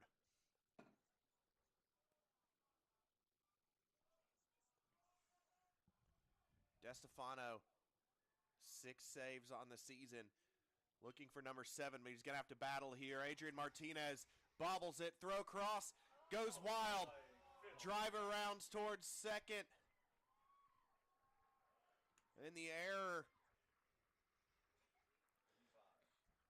Yeah, tough break for Adrian. He bobbled the ground ball and then had to rush his throw to catch the speedy runner and threw it in the dirt. And that one hurts. The second error on the day for Faulkner. Now, here, you get the tying run in the 9th at second. So I'm going to let you play manager on this one. You got 7, 8, 9 up. You've already got the tying run in scoring position. Do you move him over to third and give up an out, or do you let him swing away?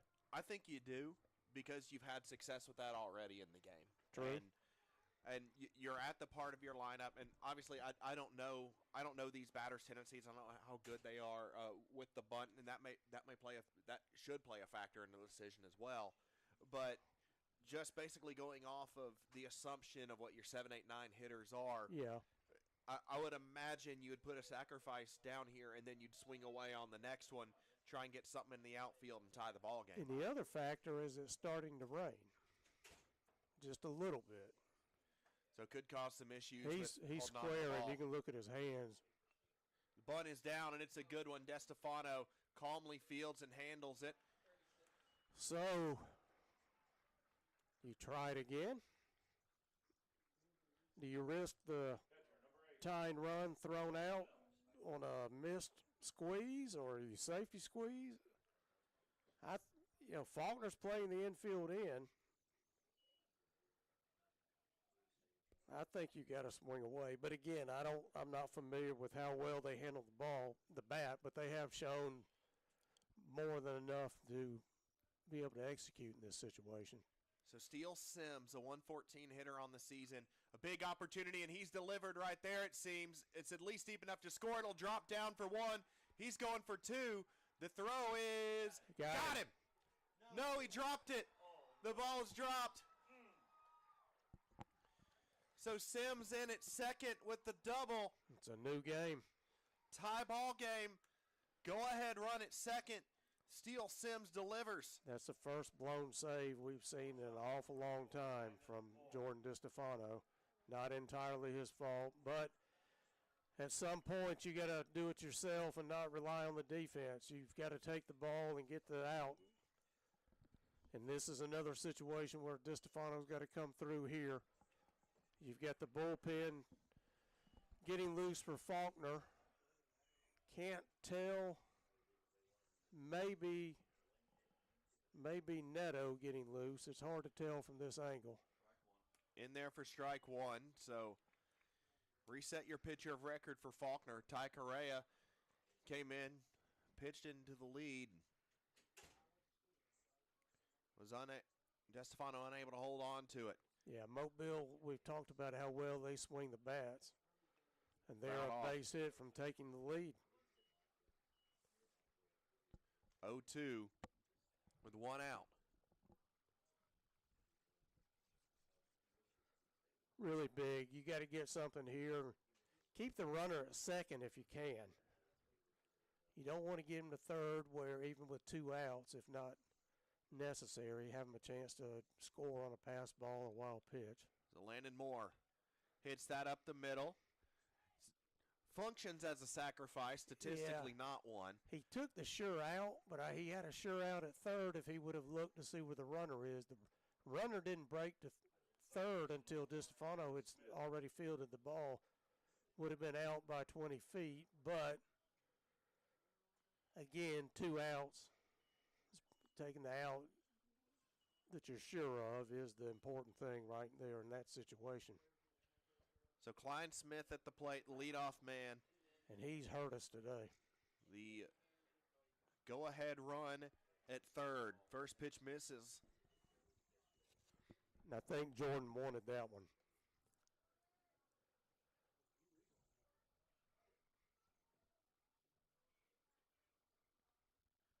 Tie ball game.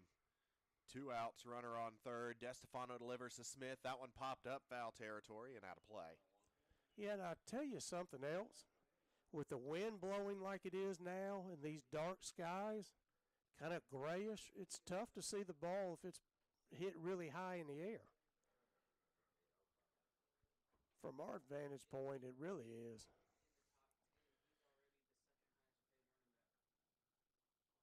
So the 1-1 pitch hit right back up the middle, and Mobile's taking the lead. Klein Smith delivers. Reese Buck comes in to score. Yeah, he's been trouble for Faulkner all series.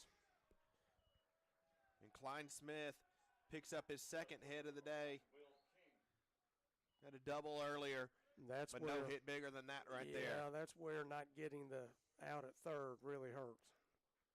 Now DeStefano's got to buckle down and hold them where they're at. Smith may attempt to steal here and get in scoring position. Will King at the plate. In there for strike one.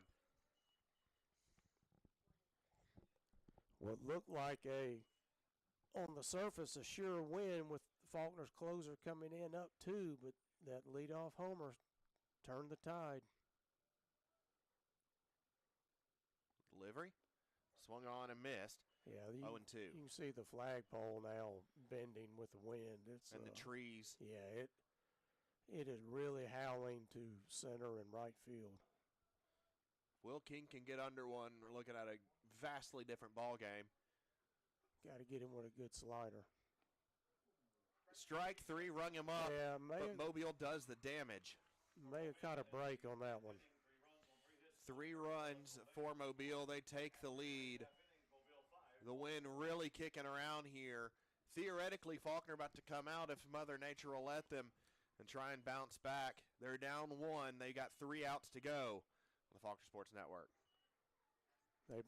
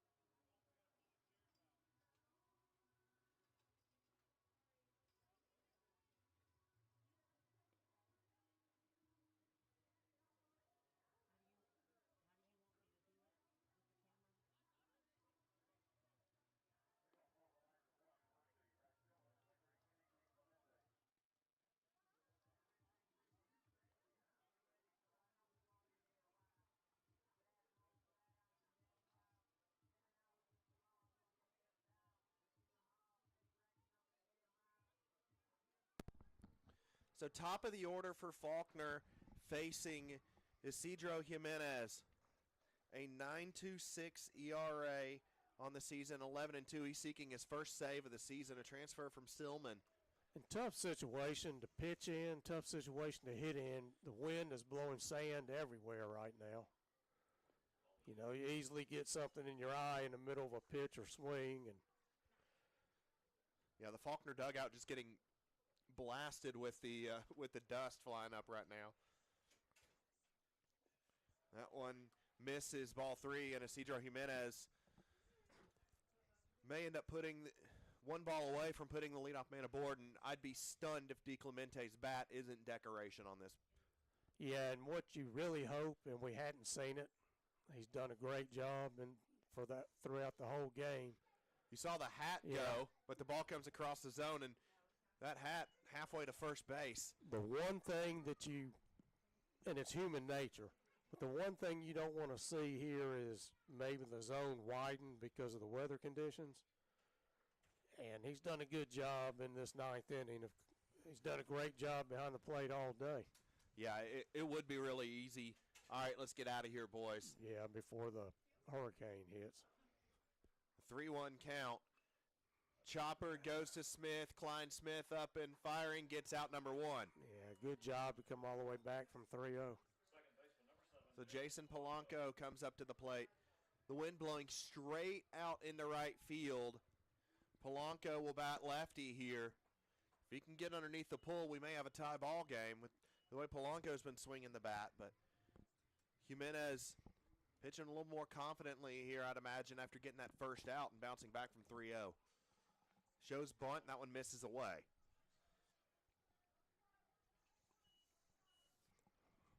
See, the stands have cleared out with the weather, too. That one misses. Jimenez's hat halfway to first. Fielded by Wood.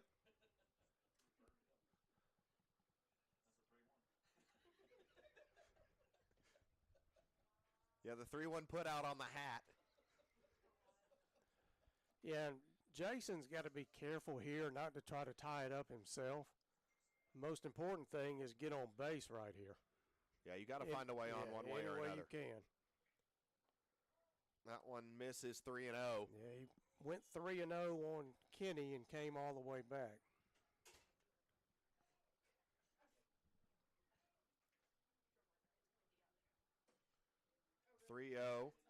Polanco playing some mind games with him. Shows bunt, pulls back, and the tying run is aboard in Juan Trinidad. Number 2, Juan Trinidad. So unless Faulkner gets an opening round bid to host here, the last time that we'll see Juan Trinidad at the plate, I would assume anyways, barring something really, really wild, it comes in a huge, huge situation for the guy that's been the heartbeat of the Faulkner Eagles baseball program for 4 years now. Yeah, nothing at all against Juan, right? I mean, he's been tremendous all his entire career, but right here, boy, I wish he was a switch hitter and was hitting from the left side. And there was the lightning. Watch his strike one. Trinidad lifts that back. No, deep. it can't. And oh my! See ya! Trinidad walks it off on senior day. Unbelievable. Into the wind. The wind blowing straight in from left field. He hit a line drive right through it. Shucky ducky, quack, quack. Juan Trinidad walks it off on senior day. The man with over 200 hits for the Faulkner Eagles. He's played every position in the infield, and he's meant everything to this program. The ideal student athlete gets the ideal moment on his senior day. Juan Trinidad with his family in attendance sends us home happy. Wow, what a night. For the second consecutive night, Faulkner walks it off with a home run. But more importantly, the walk from Jason Polanco to get the tying run on base, and then Juan does what he's done for 4 years, come through in a clutch. Incredible ending to this regular season. Jordan DeStefano picks up the win. He almost vultures the win there a little bit. Yeah, but storybook ending again for Faulkner with yet another walk-off in the 9th inning to win it. So we will stay here for the senior day ceremony. Go ahead and we will turn it over to PA announcer Dean Kelly and the ambient sound here, and we'll be back with some post-game wrap-up after it.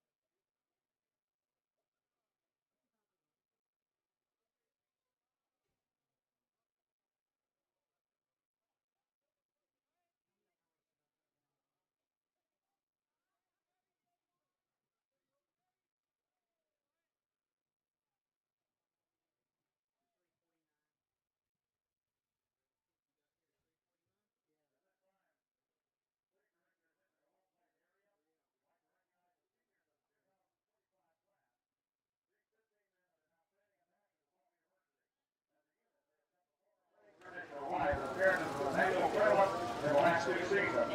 In 2024, the Eagles played the championship game for the NAIA's opening round.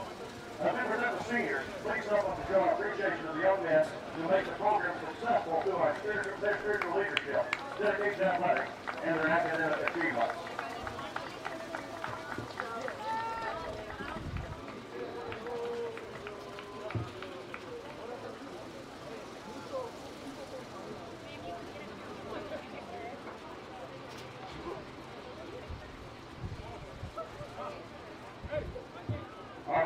senior is catcher number 1, Christian Well. The native of Decatur, Georgia, began his career at Seminole State College. Webb has started all but 2 ball games in his 2 years as an Eagle. Webb started in 168 games, stealing 990 and 589 attempts, throwing 12 errors in 4 seasons. He has reached base safely 36 times in 44 games. In his career, including stats from LSUS and Seminole State College, he has a 296 batting average with 17 doubles, 4 triples, 13 home runs, and 96 RBIs. He has thrown out 41% of would-be big stealers in his career. In the opening round of the 2024 National Tournament, Webb had 5 hits in 4 games with 2 doubles and 2 RBIs. On March 28th, he had a season-high 5 RBIs with 2 triples and an 18-7 win over Faulkner University. Webb is majoring in business management and will graduate next week with a 3.7 program GPA. He has been on the president's list once and the dean's list on 2 other occasions. Please show your appreciation for senior Christian Webb. Our next senior is shortstop number 2, Juan Trinidad. Trinidad has been with the Eagles for 4 seasons, and 4 seasons he has played in 163 games for Faulkner University, and was honored as the Sports Recreation and Fitness Management Student of the Year. He has reached base safely for the Eagles in 34 of his first 44 games played this year. He has played 200 career hits. In the 2022 World Series, he was 2 for 4 against Weber University with 2 RBIs, which led to the Eagles winning 2 games of the World Series on the same day. He also played with a hit in all 4 games in Louisville last that year, where the Eagles were semifinalists and finished 5th in the country. In his career, he has posted a .337 batting average with 28 doubles, 13 home runs, and 114 RBIs. He has 12 multi-hit games this season and leads the team with a 409 batting average, fulfilling a 13-game hit streak between March 11th and March 29th. He will graduate next week. Senior infielder, Juan Trinidad. Our next senior is right-handed pitcher number 10, Ty Correa. The native of Purdue, Florida, is the nephew of third base coach Mike Correa, who has thrown in 105 innings in his career with the Eagles, including an inning in the World Series against Louis Clark State College, where he faced the minimum and struck out 2 batters. His best season came in 2022 with a 3-3 record in 46 innings with 43 strikeouts. In that season, he held close to a .262 batting average. In his best game this season, Correa picked up a 6-5 win over number 7 William Carey University on April 12th with 2 scoreless innings of work. In 2021, he hit .333 in 26 innings, played as a redshirt freshman, including a double on the long run. He's majoring in interdisciplinary studies and will complete his master's degree this spring. Ty Correa. Our next state senior is right-handed pitcher number 13, Marco Ozuna. The Casa Grande, Arizona native has been the Eagles' Friday night starter for 2 seasons.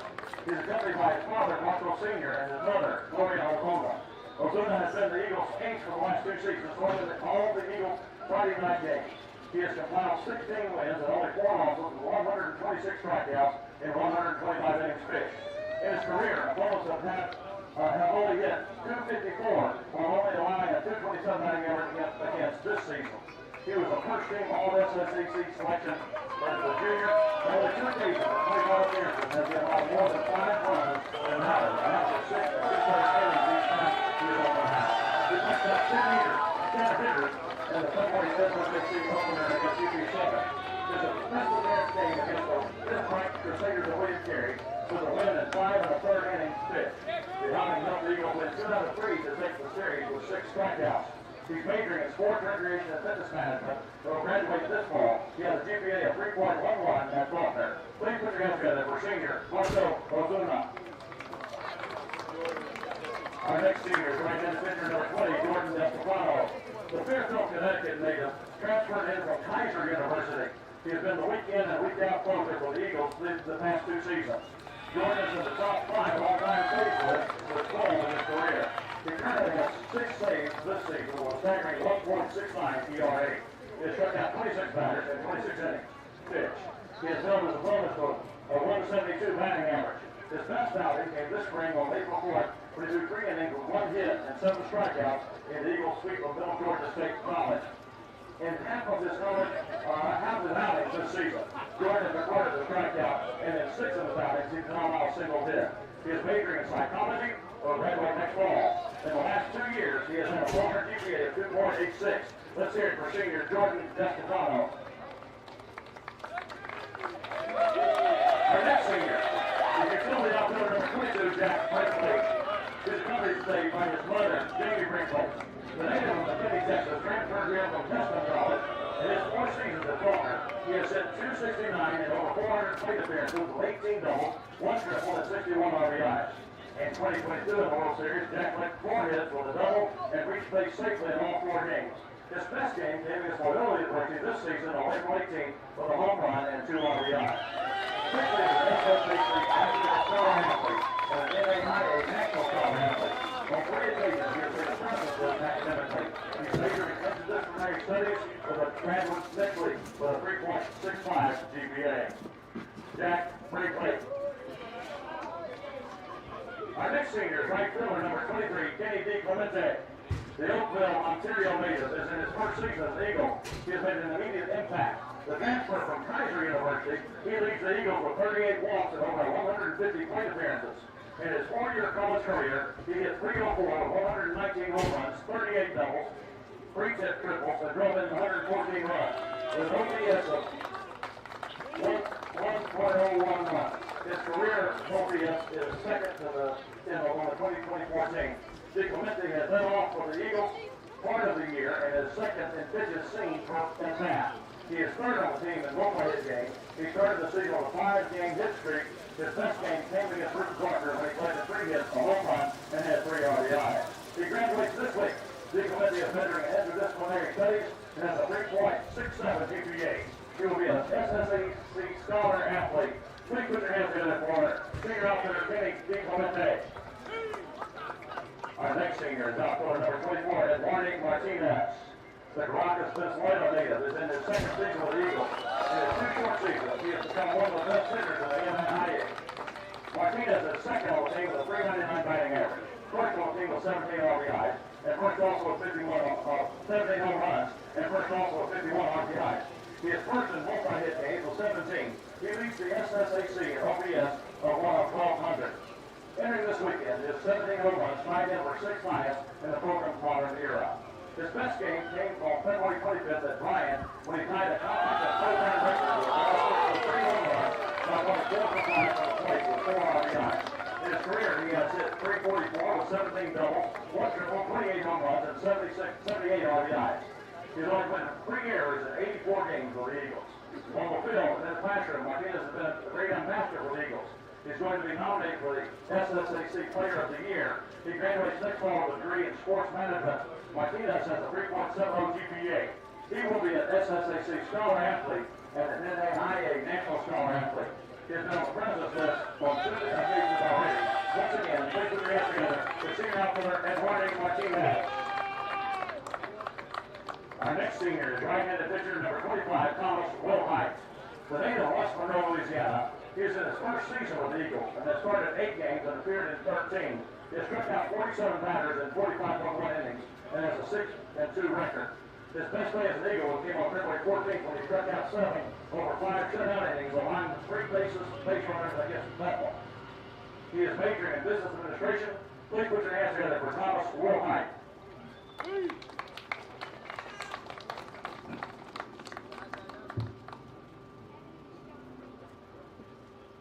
Our next senior is right-handed pitcher, number 26, Alonzo Castellanos. The senior of Flagler, California, is completing his first season at Faulkner. He has a 4.75 ERA and 35 strikeouts over 41.2 innings.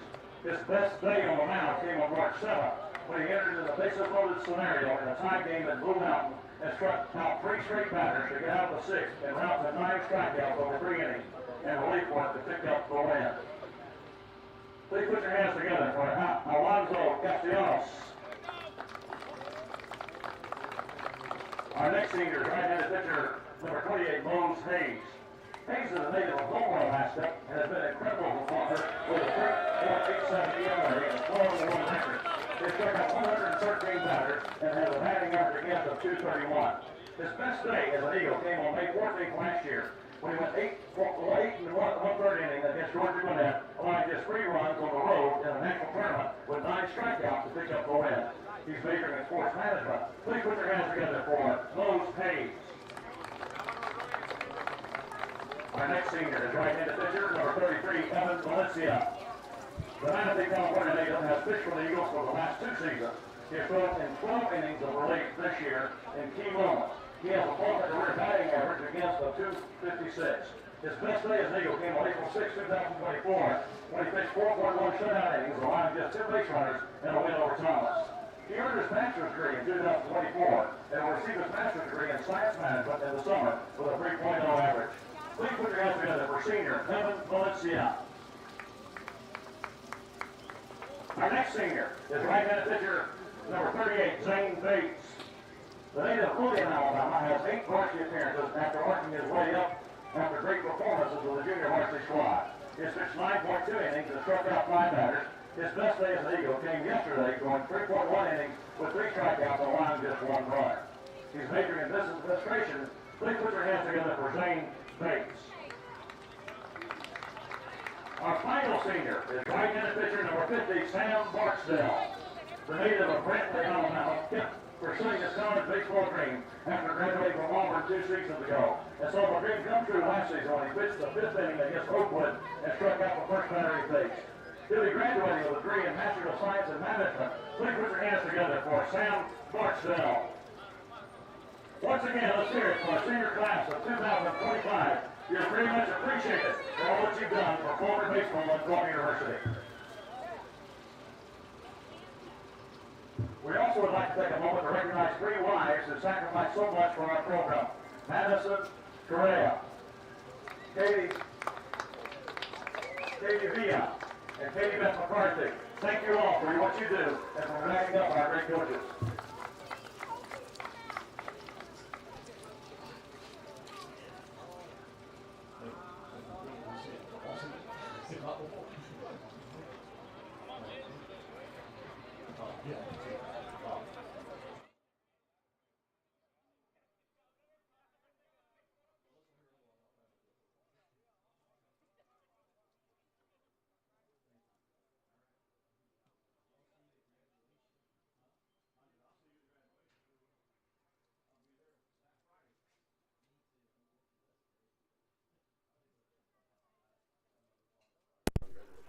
So Faulkner walks it off, 9th inning, a 2-run shot from Juan Trinidad to beat the Storm in. And the guy who has meant everything to this Faulkner baseball program, if you could pick an ideal student athlete, it would be Juan Trinidad. And to have the weekend that he had to get hit number 200 again of his career, and to hit a walk-off home run on back-to-back nights with your family in attendance. That's got to be a really, really special way, and there's no one more deserving of that moment. So now everything falls to a whole bunch of scoreboard watching for Faulkner. From my assumption, it seems like everything is rained out between William Carey and Loyola today. They may try and get one in. I have no idea. I'm just purely 100% firing off the cuff here. But it comes down to that series for Faulkner and the seeding coming into the conference tournament. A couple of wins from Loyola puts Faulkner in a share for first place with a 21-9 record. It would end up being a 3-way tie in that scenario. Faulkner would be the 2 seed, Loyola the 1, Carey the 3, with how that would break out. And beyond that, honestly uncertain fully. So you see Juan Trinidad getting the cooler bath for the walk-off. It's a special team. We have put in a bid to host the opening round. We'll find out on the 1st if we receive that bid, and we're hopeful for it. If not, then this is a team that can certainly make some noise all the way through and could be a player towards the end in the national picture. They got to get through the conference tournament first. That'll be next week. They'll be somewhere in the 2 to 3 range in that pool. So we'll see. When that schedule comes out, we'll see who Faulkner plays and when against or up in Jackson, Tennessee. And that will be, again, that starts on Wednesday up at Rockabilly Stadium. A really nice venue up there, but Faulkner victors here today. They win the series, 2 series in a row, won by a walk-off home run. This one not in extra innings, but in the 9th inning. And a really, really special day, a rushed senior day ceremony, trying to get in before the storms blow everything away. But we appreciate you and your support of Faulkner Athletics. We hope that we're back on the air in a couple weeks' time for the opening round. But if not, it's been an absolute pleasure. This has been I believe my 10th or 11th season covering Faulkner baseball. And it has been an absolute pleasure. It's been a really fun season. A lot of great human beings. If you've got kids on this team, you should be really proud of them. They've done they're awesome human beings. You've done an awesome job in raising them. And if you're just a fan of Faulkner baseball, we appreciate your continued support of this great program. It does a lot more than just win ball games at a high level. It's the evidence is in the people and the changed lives that come from this. So we appreciate your continued support of Faulkner baseball. And the Eagles win the series. They move to 33-12 on the regular season, 12-9 in conference play, and we'll see where everything falls for the conference tournament here in less than a week's time. Faulkner winners of the series. They win the day with a walk-off home run from Juan Trinidad. Until next time, whether it's in the fall, if we don't get the opening round bid, or if it's in a couple weeks, if we do, God bless and go Eagles.